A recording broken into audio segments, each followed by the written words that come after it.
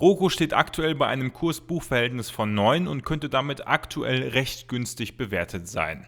Was das Unternehmen genau macht und wie sie damit im Markt platziert sind, sowie viele weitere spannende Infos zur Aktie erfahrt ihr hier im Video. Viel Spaß dabei. Vielen Dank an die Kanalmitglieder Jan Engelmann, Fabian Marquardt, Martin Klemer und Fabrizio Rutz. Wenn auch du wissen möchtest, welche Vorteile Kanalmitglieder besitzen, dann klick unter dem Video auf den Button Mitglied werden. Roku ist ein Anbieter von Hardware und Software zum Streamen. Das heißt vor allem auch zum Streamen von TV-Inhalten, aber auch als Over-the-Top-Anbieter von Plattformen wie Netflix, Disney+, Amazon Prime und so weiter. Sie existieren bereits seit 2002 und sind mittlerweile eine etablierte Größe im Markt, wie wir gleich noch sehen werden. Nutzer von Roku kaufen sich also zum Beispiel kleine Sticks oder Player, um zu Hause via Internet, Fernsehen oder eben auch Amazon Prime und so empfangen zu können. Mit dem Verkauf von diesen Hardware-Media-Playern erwirtschaftet Roku natürlich einen Teil seines Geldes. Genauso wie sie mit Werbung bzw. Advertising, was sie auf ihrer Plattform schalten, Geld verdienen können. Die dritte Einnahmequelle ist das sogenannte White Labeling. Das heißt, andere Streaming-Anbieter können sich die Hardware und Software von Roku beschaffen, also deren Plattform zum Beispiel, oder die Logik dahinter, können ihr eigenes Logo drauf machen und dann als eigenes Produkt anbieten. Dafür kassiert Roku dann Lizenzgebühren. Das linke Bild hier zeigt also Roku, also das ist die Plattform Roku, und im rechten Bild hier habe ich zum Beispiel das Logo von Roku mit meinem eigenen ersetzt, wenn ich dann unter dem Namen Aktien to Know meinen eigenen TV-Streaming-Dienst anbieten möchte. Wenn wir uns jetzt einmal den Digital-Media-Markt insgesamt anschauen, dann sehen wir Folgendes. Das Verhältnis der Unternehmenswerte zum Umsatz könnte einen Indiz geben, ob die Branche aktuell heiß gelaufen ist, also ob die Aktien eher überbewertet sind oder eher günstig bewertet sind. Je niedriger dieses Verhältnis ist, also je niedriger dieser Wert hier in dieser Grafik ist, desto günstiger sind die Unternehmen zurzeit bewertet. Laut dieser Auswertung von S&P Capital im September 2021 sind die Unternehmen wie Electronic Arts, TTE und Co. aus der Gaming-Branche der westlichen Welt aktuell mit einem Faktor von mehr als 7 am teuersten bewertet. Die Aktien aus dem Bereich Online-Content und Social Media, also zum Beispiel Facebook, Twitter, Snapchat und Co., folgen mit einem Faktor von ca. 6 dahinter. Etwas günstiger mit einem Faktor von unter 5 ist der Sektor Musik, Video und Foto bewertet. Dazu zählen dann Aktien wie Spotify, die ich hier zuletzt auf diesem Kanal auch schon analysiert habe, hier oben verlinkt, Netflix und Roku. Noch günstiger sind nur die Gaming-Aktien aus dem asiatischen Raum wie Nintendo und Konami. Roku ist also nicht im teuersten Marktsegment aktuell. Eine Art, wie Roku Umsatz erwirtschaftet, sind also die Werbeeinnahmen. Weltweit im Jahr 2020 lagen sie im Markt für programmatische Werbeeinnahmen innerhalb der Connected TV-Anbieter auf Platz 1 mit einem Marktanteil von mehr als 45%. Samsung als Anbieter von Smart TVs, die ja IPTV quasi auch integriert haben, folgt dahinter mit gerade einmal 10% Anteil. Dahinter noch Apple, wahrscheinlich überwiegend mit Apple Plus, Amazon mit ihrem Fire TV Stick und Vizio, die folgen dann relativ weit abgeschlagen dahinter. Die andere Art, wie Roku Umsätze generieren kann, ist natürlich über den Verkauf ihrer Hardware, also Geräte, aber auch über ihre Software, zum Beispiel über ihr Betriebssystem. Wenn wir uns die Betriebssysteme im Jahr 2020 weltweit einmal anschauen, die mit Smart TV Streaming in Kontakt stehen, liegt Roku mit ihrem Roku TV OS auf Platz 4 bei einem Marktanteil von ca. 6% weltweit. Tizen und WebOS liegen vorne. Tizen ist übrigens das Betriebssystem der Samsung Smart TVs. Das Besondere, Roku TV OS ist auch in vielen Smart TVs von anderen Herstellern und auch von Samsung enthalten. Das heißt, Hersteller wie LG oder Konkurrenten besitzen zum Beispiel keine eigene Software, sondern nutzen eben diese Software oder das Betriebssystem von Roku. Das verschafft ihnen hier weltweit immerhin 6% Marktanteil im Markt für diese Betriebssysteme. Beim Marktanteil nach der Marke hinter diesem Betriebssystem zieht sich das durch. Samsung führt hier vor Sony und LG, die natürlich alle so weit vorne sind, weil Smart TVs, also Fernseher, die von Haus aus IPTV-fähig sein können, weiter verbreitet sind als das zusätzlich zu kaufende Zubehör von Roku zum Beispiel. Wie gesagt, Roku profitiert aber hier natürlich davon, dass viele Smart TVs auch ihr Betriebssystem enthalten, weswegen diese Position hier auch etwas täuschen kann. Hier liegt Roku nämlich lediglich auf Platz 9 mit 3% Marktanteil laut Strategy Analytics weltweit. Wenn wir eben nicht weltweit schauen, sondern uns auf den Markt in Nordamerika begrenzen, sehen wir, dass Smart TVs am Streaming-Gerätemarkt ca. 27% Marktanteil ausmachen im Jahr 2020. Roku konnte hier stark wachsen gewachsen, von weniger als 10% im Jahr 2017 auf über 25% in 2020. Roku liegt in Nordamerika mit seinen Geräten bzw. auch mit seiner Software in verschiedenen Smart TVs, also gleich auf mit den Angeboten der Smart TV-Hersteller. Ein nicht zu verachtender Faktor waren in der Vergangenheit immer die Spielekonsolen wie die PlayStation oder die Xbox, über die auch gestreamt werden konnte. Diese verloren seit 2017 aber zusehends die Marktanteile und liegen 2020 bei knapp 5% Marktanteil. Der Amazon Fire TV Stick hingegen erlebte einen noch stärkeren Aufschwung als Roku und ist damit der größte Konkurrent hier in Nordamerika. Wenn wir nur auf die USA schauen, dann sehen wir, dass Roku mit mehr als 90 Millionen Nutzern in 2022 hinter den Smart TVs liegen wird, was die Geräte angeht. So gesehen liegen sie in den USA also vor den Spielekonsolen und auch vor Amazon Fire TV. Was die Werbeeinnahmen angeht, sehen wir hier, dass Roku in den USA im Vergleich mit seinen Wettbewerbsplattformen deutlich vorne liegt. Sie sind zwar nicht dermaßen deutlich weiter verbreitet als Smart TVs oder Amazon Fire TV, also in physischer Form, in Geräteform, wie wir eben gesehen haben, aber sie generieren hier deutlich mehr Werbeeinnahmen im Connected TV-Markt. Der Marktanteil liegt hier bei über 40% im Jahr 2021. Smart TVs, Google Chromecast und die Spielekonsolen schaffen dieses nicht. Das mag auch daran liegen, dass Roku als Over-the-Top-Service viel Geld von Netflix, HBO und Co. erhält, damit deren Serien und Dienste innerhalb des Roku-Produktuniversums prominent platziert sind. Hier greift also der Vorteil eines neutralen Over-the-Top-Anbieters, der sämtliche Streaming-Dienste eben in sich vereint. Wenn wir einmal nicht auf die Betriebssysteme, Geräte oder Werbeeinnahmen in den USA blicken, sondern ganz generell nur darauf, welchen Connected TV-Dienst nutzen die US-Amerikaner im Jahr 2022 am meisten, das heißt Smart TVs spielen hier in der Regel keine Rolle, dann sehen wir, dass Roku hier den Markt mit 45% anführt, vor Amazon Fire TV, Google Chromecast und Apple TV. Man sieht also schon, die Marktposition von Roku lässt sich nicht so ganz leicht bestimmen. Je nachdem, wie man den Markt eingrenzt, liegen sie entweder kilometerweit vorne, wie zum Beispiel bei den Werbeeinnahmen, oder sie sind abgeschlagen mit 2-3% nur im Markt vertreten. Dann hat man aber eher den weltweiten Blick auf die Geräte, wo Roku eben nicht ganz so stark vertreten ist, weil sie auch nicht weltweit aktiv sind. Wenn wir allerdings einmal Roku mit anderen Social Media und Online-Content-Anbietern vergleichen, also der nächste abstruse Vergleich, wie beispielsweise mit Facebook, Instagram und YouTube, dann sehen wir, dass der Streaming-Markt, also der TV-Streaming-Markt, hier noch etwas weniger lukrativ ist. Während Facebook mit einem User 2020 beinahe alleine $100 an Werbeeinnahmen erzielen konnte, erzielt Roku hier pro User lediglich umgerechnet $10.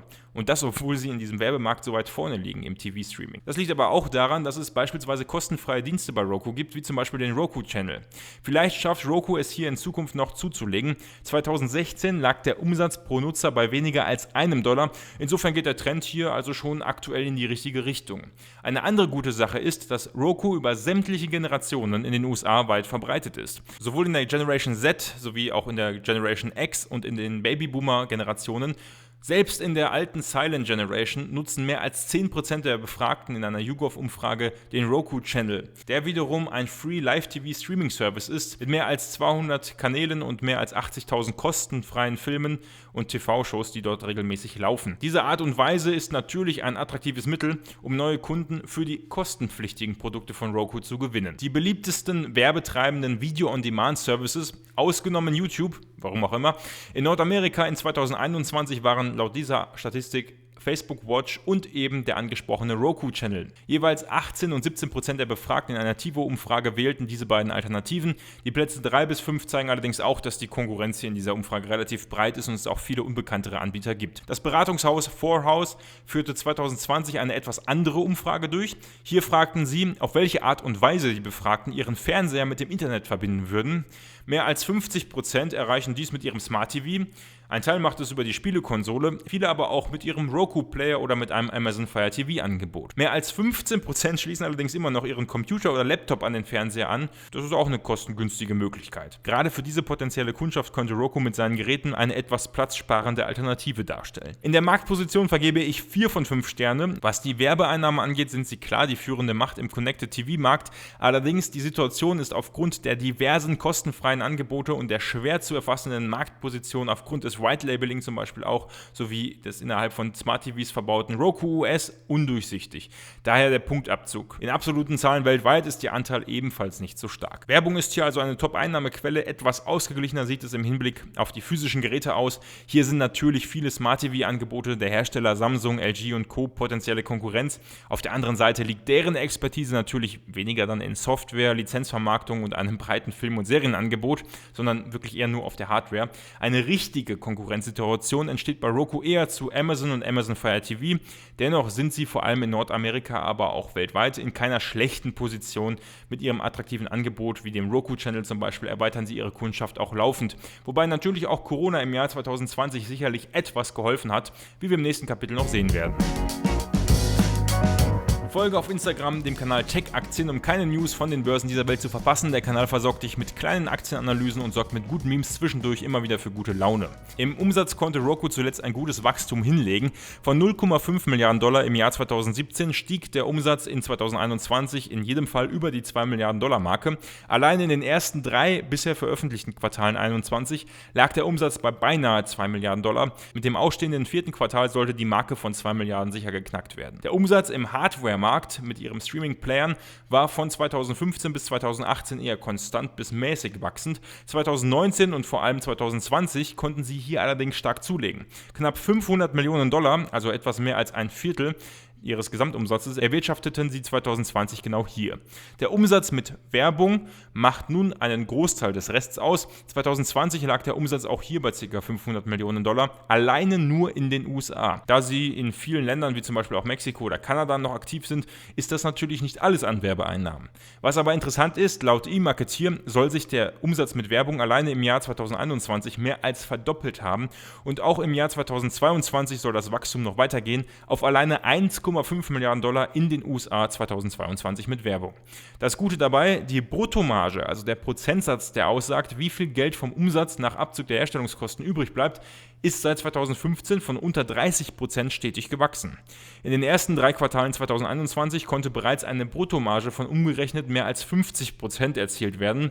Netflix besitzt zum Beispiel eine Bruttomarge von deutlich unter 50%. Allerdings in seinem Hardware-Segment, wo Roku die verschiedenen Streaming-Player, also die Geräte vertreibt, besitzen sie eine negative Bruttomarge, fahren also mit jedem verkauften Gerät eigentlich einen Verlust ein. Das gleichen sie zurzeit mit ihrem starken Plattformgeschäft wieder aus, durch die Werbeeinnahmen, Lizenzgebühren und so weiter. Klar, Hardware ist generell eher margenschwach, vor allem wenn sie so günstig angeboten wird wie bei Roku, während die Plattform wesentlich besser skaliert. Insofern auch eine nachvollziehbare Taktik. Bis 2020 war das operative Ergebnis, also der Gewinn vor dem Abzug von Zinsen und Steuern, durchgehend negativ. Das Unternehmen hat so gesehen im operativen Bereich also immer einen Verlust eingefahren.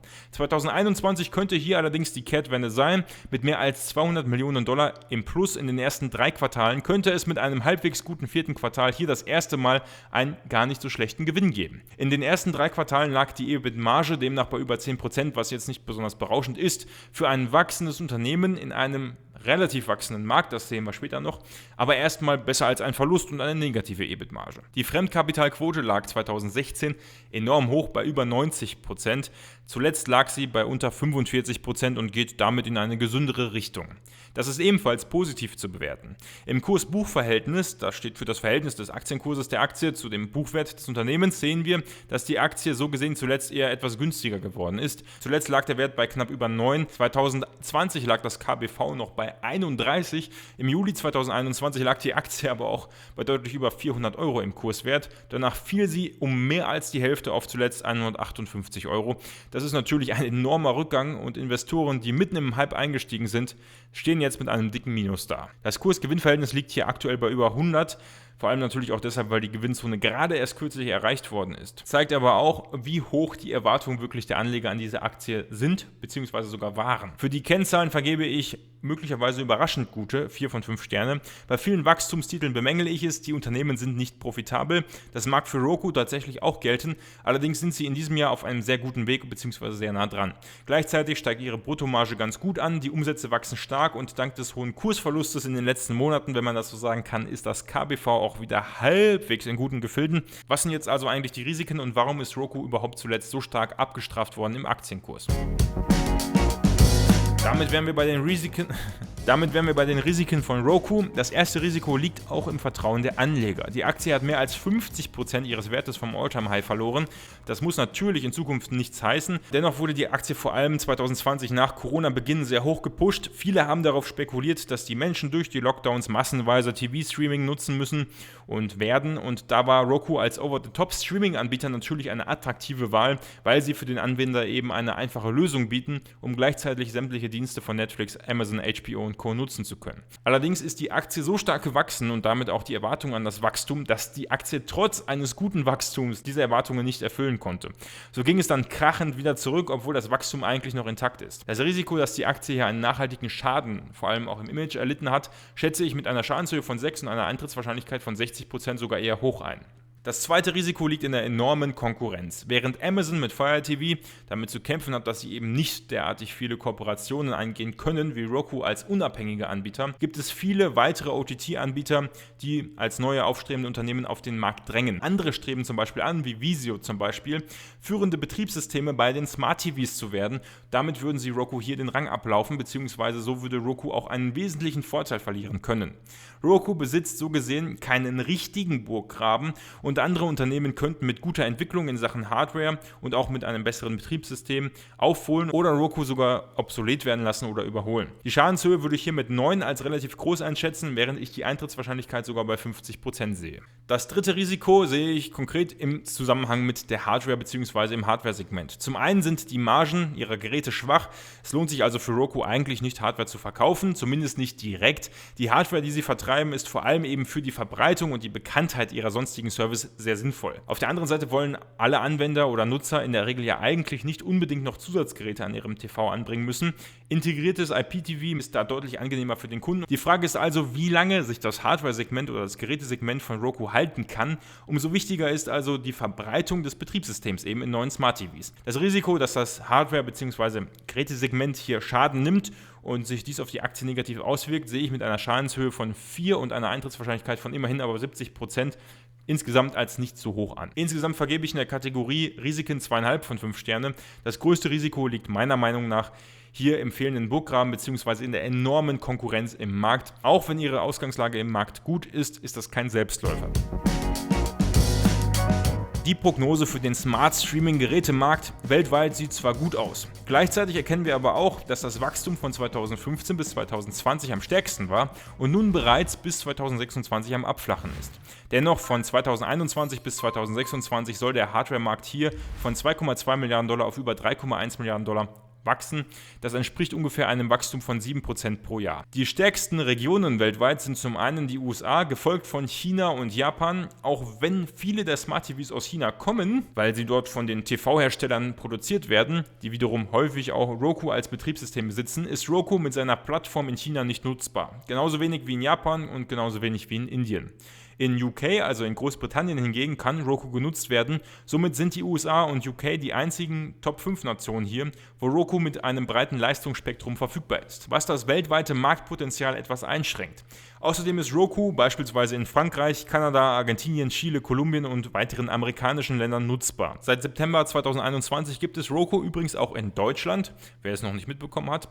Und auch hier ist die Entwicklung natürlich spannend. Kein Wunder also, dass ihr weltweiter Anteil insgesamt aber noch nicht enorm groß sein kann, wenn sie nicht in weitere Regionen expandieren, was im asiatischen Raum, wo natürlich viele Menschen leben, ohnehin schwierig wird, da dort andere Streaming-Gewohnheiten vorherrschen und auch andere Kooperationen mit teilweise anderen Content-Anbietern notwendig wären. Generell wächst der Connected TV-Markt in den USA auch etwas langsamer als beispielsweise der weltweite Markt, den wir eben gesehen haben, da hier auch schon eine relativ große Marktsättigung vorherrscht.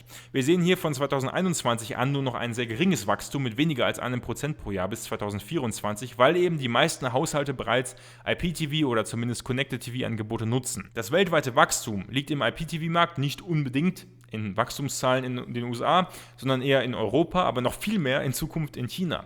Hier sollen mehr als 70% der Haushalte bis 2025 mit IPTV versorgt sein, was natürlich enorm ist. Europa kommt bis 2025 gerade mal auf einen Anteil von 20%. Hier seht ihr eine spannende Umfrage von Benzinga unter Investoren von Disney. Hier wurde gefragt, ob Disney, Roku oder Spotify übernehmen sollte. 30% sagen keinen von beiden, während die restlichen Leute überwiegend für Roku voten oder sogar für die Übernahme von beiden. Dieses Vorhaben halte ich alleine allerdings deshalb für unrealistisch, weil Roku ursprünglich aus Netflix oder beziehungsweise mit Netflix entstanden ist. Einen Artikel dazu habe ich in der Videobeschreibung verlinkt. Eine Übernahme würde auch bedeuten, dass Roku sozusagen seine Unabhängigkeit verlieren könnte und möglicherweise verschiedene Kooperationen platzen könnten. Notwendigerweise besitzt Roku natürlich Kooperationen bzw. Geschäftsbeziehungen zu Amazon, Netflix, Disney+, Apple und Co., damit sie überhaupt deren Leistungen auf ihrer Plattform vertreiben können. Weitere Partnerschaften bestehen zu Google, vor allem natürlich auch wegen YouTube, zu Vimeo, Dropbox, Adobe, selbst zu Walmart und diversen anderen. Genau diese Partnerschaften sind Rokus großer Vorteil und auch wichtig für ihr umfangreiches Angebot. Wie wir gesehen haben, noch ist Roku weltweit gar nicht so weit verbreitet, auch wenn die USA sicherlich der wichtigste Markt sind. Daher ist die Ankündigung von Roku, sich international erweitern zu wollen, unter anderem auch mit ihrem Programm Roku TV Ready umso wichtiger. Zu Roku TV Ready gehören Partnerschaften mit JVC, Vimeo, Philips, Polk Audio, Westinghouse sowie Bose, Hisense, TCL und Sound United. Ziel von Roku TV Ready wird es sein, dass diese Geräte eben von Roku sozusagen zertifiziert werden und sie sollen besonders leicht mit den Roku-Playern verbunden werden können. Das heißt, die eigene Soundbar von Bose oder von Philips kann dann leichter mit dem Roku-Zubehör bzw. mit dem Smart TV über Roku verbunden werden. Eine clevere Idee, die wieder einmal auf enorm starken Partnerschaften beruht. Im Prinzip profitiert der Anwender hier von einer direkten, einfachen Verbindung von Soundsystem und Fernseher. In Amsterdam haben sie jetzt einen neuen, größeren Standort kreiert, der für weitere Expansionen vor allem in Europa unterstützend sein soll. Man darf also gespannt sein, das Wachstum im US-Heimatmarkt ist sicherlich limitiert, der Markt heiß umkämpft, gleichzeitig werkeln sie an der Expansion in weitere Länder, vor allem auch in der EU und arbeiten parallel auch daran, neue Ideen wie Roku TV Ready umzusetzen, die in Sachen Konnektivität weitere Alleinstellungsmerkmale schaffen. Daher gebe ich trotz der relativ verhaltenen Prognose für den US-Markt 4 von 5 Sternen in der Prognose. In der Marktposition habe ich 4 von 5 Sterne vergeben. US top, weltweit hingegen noch relativ unbekannt. Für die Kennzahlen gab es ebenfalls sehr gute 4 von 5 Sterne. Das Wachstum ist intakt, wenngleich zuletzt unter den enormen Erwartungen der Anleger geblieben. Genau diese hohen Erwartungen und der Konkurrenzdruck sind auch der Grund, warum es bei den Risiken nur 2,5 von 5 Sterne gibt. Für die Prognose gab es abschließend dann 4 von 5 Sterne, vor allem wegen der Expansionspläne, da das Wachstum in den USA im Gesamtmarkt gar nicht mal so groß anmutet. Insgesamt erhalten wir also eine Bewertung von 3,625 Sternen, die ich auf 3,5 Sterne abrunden muss. Meine persönliche Meinung, tatsächlich ist die Bewertung fast etwas gering. Nach meinem persönlichen Empfinden ist Roku in der aktuellen Situation, wo sie möglicherweise so günstig bewertet sind, eigentlich 4 Sterne wert. Dabei beeinflusst mich weniger der enorme Kursrücksetzer von 50%. Klar, ich habe hier auch kein Skin in the Game, also ich besitze die Aktie aktuell nicht, sondern vielmehr die Tatsache, dass ihre Konkurrenz bärenstark ist und sie keinen für mich relevanten Burggraben besitzen. Wenn überhaupt, dann eben ihr enorm starkes Partnernetzwerk, ihr breites OTT-Angebot und damit auch ihre unabhängige Position. Das ist aber trotzdem kein großer Burggraben. Die Expansion in verschiedene Regionen der Welt birgt sicherlich noch große Chancen, kurzfristig, vor allem auch in Europa. Deutschland als immerhin größtes Land der EU sollte hier sicherlich nochmal einen kleinen Schub geben können. Dennoch konnte mich die Aktie trotz der vielen guten Aspekte noch nicht vollends überzeugen. Für mich wäre die Aktie aktuell eher eine Option, weil sie so enorm gefallen ist und ich die grundsätzliche Situation besser einschätze, vor allem wenn sie es auch schaffen, in naher Zukunft Gewinne einzufahren. Tatsächlich ist der Kursverlauf sehr geprägt von diesem übertriebenen Hype in der Corona-Pandemie und enorm großen Erwartungen, die trotz guter Performance dann eben nicht erfüllt wurden. Ich habe mich daher entschlossen, in naher Zukunft eine kleinere Position aufzubauen. Die starken Kursrückgänge zuletzt gingen übrigens auf Analystenmeinungen zurück, dass Roku zu starker Konkurrenz ausgesetzt sei. Interessant, dass solche Äußerungen von den Analysten jetzt kommen, wo die Aktie bereits um deutlich mehr als 50% gefallen ist, während das Wachstum eigentlich noch intakt ist und die Expansionen geplant sind. Ich sehe dieses Risiko aber natürlich auch, deswegen habe ich es auch so hoch bewertet in der Kategorie Risiko. Dennoch glaube ich, dass der Kursrücksetzer etwas übertrieben sein könnte und ich die Aktie daher gerne zu diesem Zeitpunkt erstmal in mein Portfolio aufnehmen möchte. Dabei wird der Anteil von Roku in meinem Portfolio natürlich 1 bis 2% wahrscheinlich nicht in meinem Portfolio betragen. Also insofern ist das jetzt nicht weiter relevant, selbst wenn die Aktie noch weiter sinken sollte. Roku ist übrigens auch im Invesco Nasdaq Next Generation 100 ETF enthalten, den ich auf diesem Kanal hier bereits in diesem Video hier vorgestellt habe. Allerdings ist der Anteil hier zurzeit sehr gering, da die Aktie natürlich so stark an Wert verloren hat und damit auch in der Gewichtung stark nach hinten gerutscht ist. Was haltet ihr von der Roku-Aktie? Ist der führende OTT-Anbieter im Connected TV-Markt, was Werbung angeht zumindest, unterbewertet? Schreibt eure Meinung gerne in die Kommentare. Die Kanalmitglieder können übrigens abstimmen, welchen ETF ich in der kommenden Woche analysieren soll. Wir sehen uns dann auch wieder in der kommenden Woche. Bis dahin, bleibt gesund. Dieses Video ist keine finanzielle Anlagenberatung. Für jegliche Verluste durch den Kauf oder Verkauf von Wertpapieren kann nicht haftbar gemacht werden. Das Video dient einzig und allein der Unterhaltung.